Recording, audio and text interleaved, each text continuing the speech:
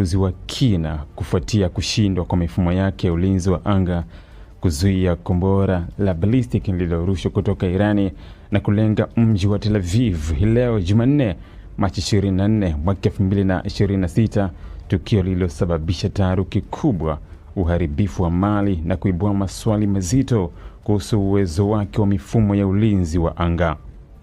Kwa mujibu wa jeshi la ulinzi la Israel, kombora hilo liligunduliwa mapema kupitia mifumo yake ya rada na ufuatiliaji wa anga, na mara moja hatua za tahadhari zikachukuliwa.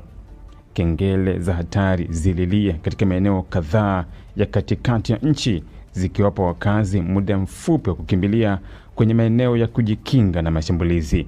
Hata hivyo, licha ya juhudi hizo za haraka, makombora ya kuzuia yaliyofyatuliwa hayakuweza kulidungua kombora hilo kabla halijafika kwenye lengo lake. Maelezo ya awali